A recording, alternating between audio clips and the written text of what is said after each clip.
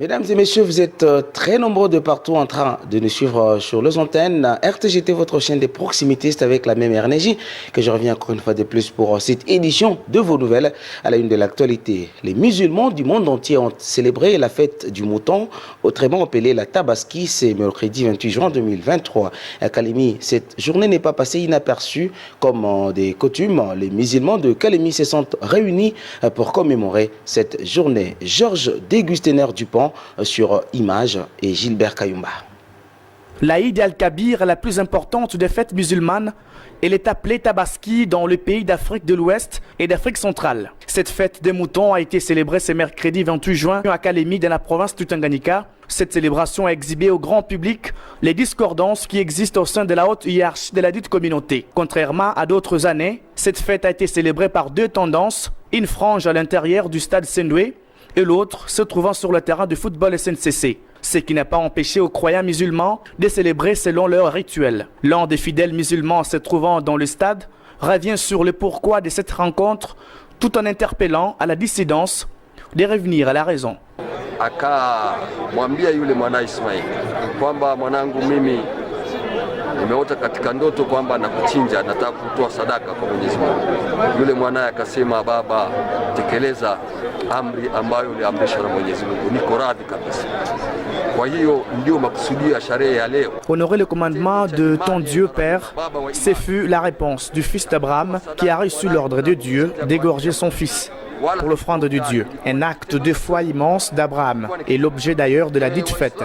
Les musulmans doivent être unis, que la discorde ne soit pas remarquée entre eux. Soyons un pour prier pour notre pays, la RDC qui fait face à des différents problèmes tant politiques qu'économiques. Que les musulmans et non-musulmans se mettent ensemble pour méditer afin de trouver des pistes et des solutions pour aider ces pays. Car on dirait que nous sommes sous l'emprise d'une malédiction. L'islam n'est pas divisé, car il est rempli d'ailleurs d'une grande liberté. Nous prions pour l'autre partie que Dieu leur intègre de nouveau, pour que nous soyons tous ensemble. L'image de la religion islamique ne sera pas attachée par cette situation, car la communion est l'élément essentiel qui les unit, a dit l'un des musulmans retrouvés dans le terrain SNCC.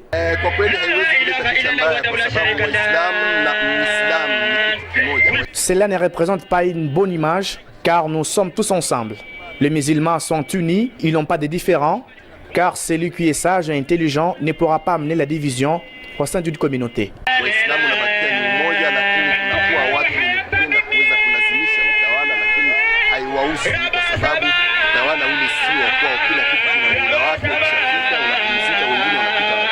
Après cette activité, chacun s'est rendu chez soi pour continuer la fête. Les marchés Loubouye se distinguent des autres marchés par son organisation. Les vendeurs du dit marché de la ville de Kalemi prennent en charge l'amélioration de leur marché en s'autofinançant pour la construction de hangars. Ici, Céline Seloua Kolongo les a quand même visités et nous fait le point. Le marché Loubouye fait parler de lui de par sa particularité. Ici, contrairement à d'autres marchés, le vendeur prend en charge la construction des hangars.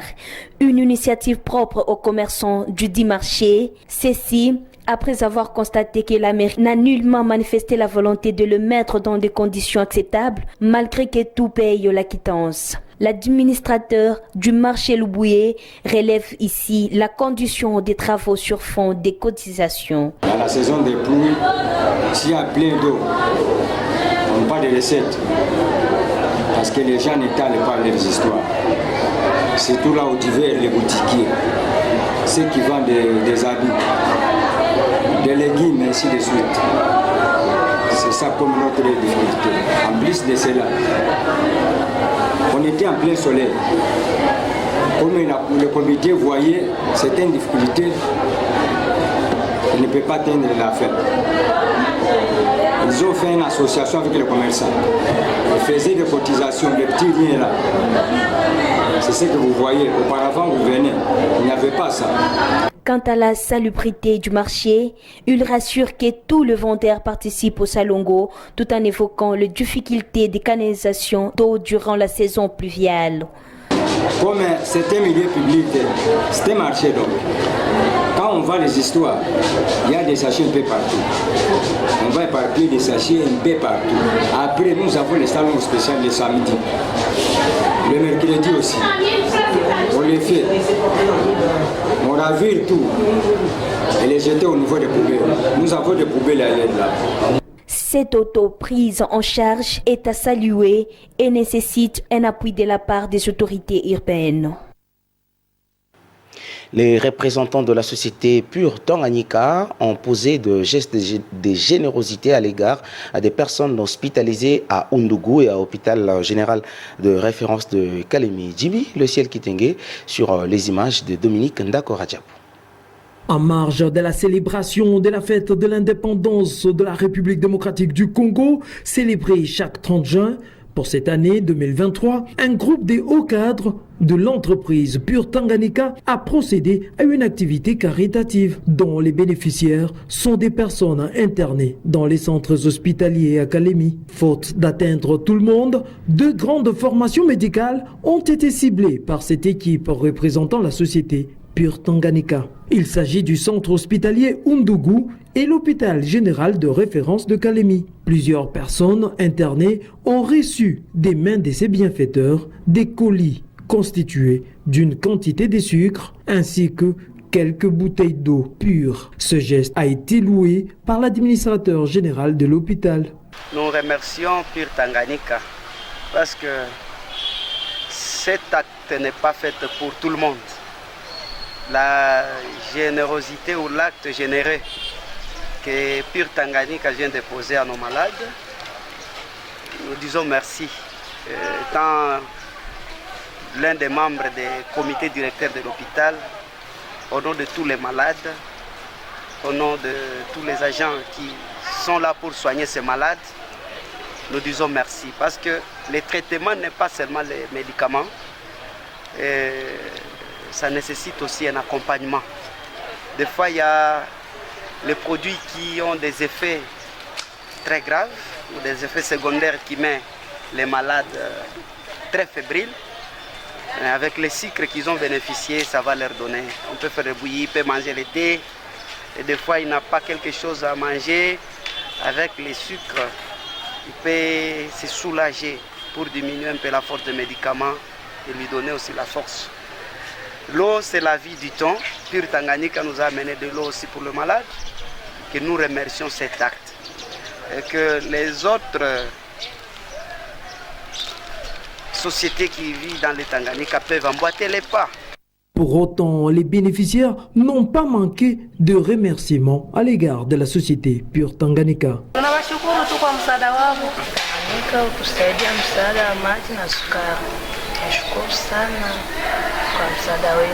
Il n'y avait pas que les personnes internées qui ont bénéficié de ce geste de générosité, même les responsables médicaux ont aussi reçu quelques fardes de bouteilles d'eau. Revenons sur cet événement tragique qu'une jeune dame de 24 ans répondant au nom de Kingombe Kabala Regine, qui était mère de 2 enfants, a été abattue par un policier dans la nuit de ce lundi 26 juin 2023 dans le quartier Bwanakucha, avenue Paru, un acte d'incivisme qui ne fait pas l'unanimité. Marcelin Yango et Dieudonné Balangardi étaient sur place.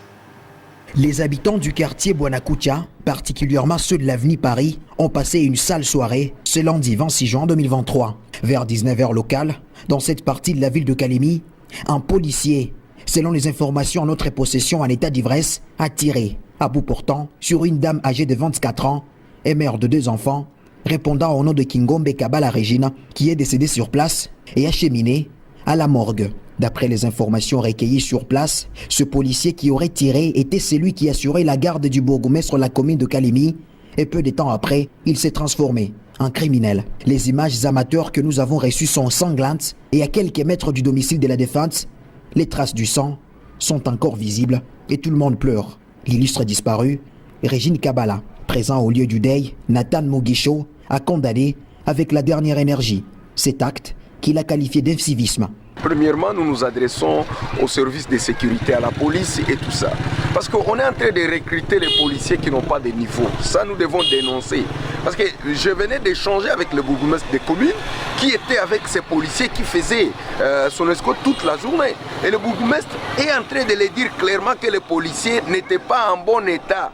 Donc il était dans un état d'ivresse, lui-même ne se connaissant pas, et puis on lui donne une arme. Voilà un peu la responsabilité. Lorsqu'on a des policiers qu'on ne connaît pas contrôler leur état, à qui on peut donner une arme, à qui on ne peut pas donner. Parce qu'à moindre erreur, état d'ivresse, le policier peut tirer. C'est comme ça que nous nous adressons à l'État. La responsabilité de ces drames est 100% la responsabilité de l'État. Le bourgmestre de la commune de Kalimi, retrouvé au lieu du deuil, a appris la nouvelle par téléphone, comme le commun de mortels. Moi aussi, je viens d'être informé ce matin. Quand moi, je prenais le téléphone pour demander à la police la situation journalière, c'est ce matin qu'ils vont m'apprendre qu'il y a un policier avec qui j'ai marché avec lui, qui était mon garde hier. Ce n'est pas mon garde de corps, parce que mon garde de corps propre est malade. En rentrant, je l'ai libéré. C'était à 14h, je l'ai libéré sur le marché bas réfugié, au côté du pont là. Alors il est parti à la maison. C'est ainsi que j'apprendrai ce matin que le même type que j'ai marché avec lui vient d'abattre sa concubine. Alors c'est comme ça que j'ai appris. Il y a lieu de signaler que le policier qui aurait tiré sur la jeune dame Régine Kabala a disparu dans la nature avec son arme, quelques temps après avoir commis cet homicide volontaire. La famille biologique, les enfants de la défunte et tous les proches continuent à pleurer. Et Régine Kabala, comme le disait Nelson Mandela, la pire insécurité, c'est lorsque celui qui est censé protéger tue ceux qu'il est censé protéger. Une forte délégation de la centrale électorale composée de 4 membres est arrivée ce mardi 27 juin 2023 à Kalimi, chef-lieu de la province du Tanganyika, dans le but de superviser le BRTC, les bureaux de réception et traitement des candidatures. Encore une fois de plus, Dieudonné Balangardi. Une forte délégation de la Commission électorale nationale indépendante CENI, avec à sa tête la questeur adjointe Sylvie Birembano, est arrivée ce mardi 26 juin 2023 à Kalimi, chef-lieu de la province du Tanganyika, à bord des Airbus A320. À peine foulés les sols de la ville de Kalimi, Madame Sylvie Birembano ainsi que sa suite ont été accueillis au pied d'avion par le secrétaire exécutif provincial d'intérim de la CENI Tanganyika, Saïdi Bilali, et bien d'autres agents de la CENI venus à l'aéroport.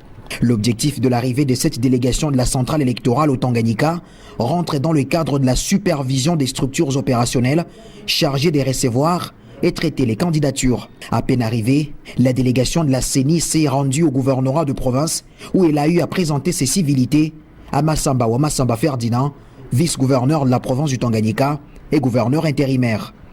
Après ces échanges avec l'autorité provinciale, la questeur adjointe de la CENI, Sylvie Birembano, est revenue sur l'objet de sa mission à Kalimi. Nous sommes venus d'abord présenter les civilités à l'autorité provinciale et aussi lui informer de la mission pour laquelle nous sommes ici. La mission pour laquelle la CENI est ici à Tanganyika, et c'est pour l'ouverture des bureaux et traitement, des bureaux de réception et traitement des candidatures que nous appelons BRTC.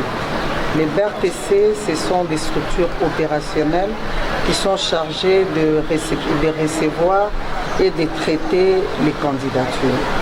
Alors, nous sommes venus l'informer que nous avons ouvert les BRTC à travers la République.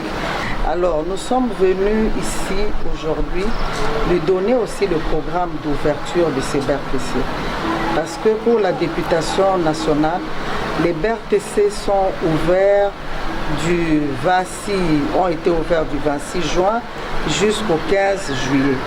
Et pour la députation provinciale et les conseillers des communes et des secteurs, les BRTC sera ouvert du 3 août au 22 août. Et pour le président de la République, le BRTC sera ouvert du 9 septembre au 8 octobre. Et nos bureaux seront ouverts pendant 20 jours. plus 5 jours qui seront consacrés au retrait, ajout et substitution des candidatures. Nous lui avons demandé de nous aider dans cette sensibilisation, aussi de nous apporter un appui sécuritaire. Cette fatidique et longue journée s'est clôturée au secrétariat exécutif provincial de la CENI Tanganyika, où cette délégation de la centrale électorale a fait connaissance du bureau des réceptions et traitements des candidatures qui a ouvert ses portes depuis ce lundi 26 juin 2023 sur toute l'étendue du territoire national dans 171 BRTC sur les 179 possibles.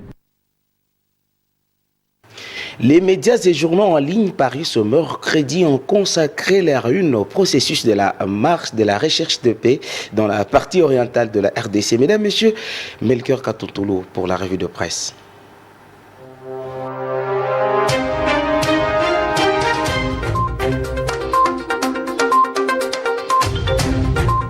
Les journaux parus le matin de ce mercredi 28 juin 2023 reviennent sur les recherches et des solutions pour le rétablissement de la paix dans la partie est de la RDC. Mesdames et messieurs, la revue de presse. L'ambassadeur Robert Wood, représentant suppléant pour les affaires politiques spéciales des États-Unis d'Amérique, intervenant le 26 juin dernier au Conseil de sécurité, a indiqué que le soutien direct continu du Rwanda au M23, sanctionné par l'ONU, est une violation des résolutions du Conseil de sécurité de l'ONU et doit cesser, rapporte l'avenir. Il a exhorté les autres membres de ce conseil à presser le gouvernement rwandais de retirer ses troupes de la RDC et de cesser immédiatement de soutenir le M23, ajoute le journal. Dans ce même cadre de la pacification de la RDC, Forum des As rappelle que Luanda, la capitale angolaise, a accueilli le mardi 27 juin le sommet quadripartite CEAC, CIRGL, EAC et SADC sur la situation sécuritaire dans l'est du pays. Le quotidien fait remarquer que c'est le 5e sommet des chefs d'État africains consacré à la crise sécuritaire dans l'est de la RDC depuis 2021. Présent à Luanda, note le potentiel. Le président de la République, Félix Tshisekedi, a clairement donné sa position. C'est celle de voir son pays, la RDC, conserver la coordination des opérations des forces régionales sur son sol, indique le tabloïd.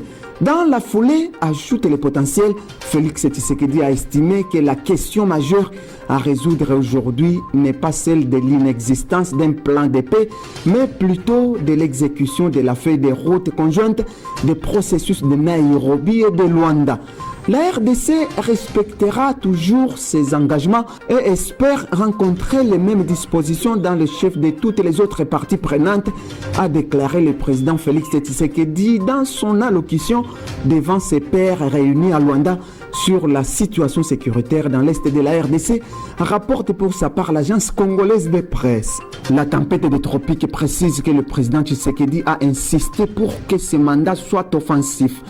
Pour le journal, si la réunion des ministres a pris plus de temps que prévu, cela fait suite aux divergences relatives au plan directeur qui devra être mis en place pour le retour de la paix dans la partie est de la RDC. Le président de la République d'Angola, Joao Lourenço, a réitéré au cours du même sommet la nécessité de la normalisation des relations politico-diplomatiques entre la République démocratique du Congo et le Rwanda, y compris la cessation des hostilités et le retrait immédiat des positions occupées par les M23 au centre des cantonnements, écrit Africa News. Il a souligné que l'Angola menait des initiatives visant à relancer les bases d'un dialogue constructif et de paix en RDC et le Rwanda dans le but de désamorcer la tension entre les deux pays voisins à la suite de la résurgence du M23 qui, depuis le début 2022, ont déclenché des actions armées et occupé plusieurs localités en territoire congolais, ajoute les traits hebdomadaires. Mesdames et messieurs, c'est tout pour ce journal de journée. Faites-vous des amis qui vous poussent à donner le meilleur de vous-même et éloignez-vous de ceux qui vous tirent vers le bas. Nous sommes également suivis sur la chaîne YouTube RTGT Kalemi. À très bientôt et à la même heure pour une autre édition de vos nouvelles. Je vous prends congé. Merci.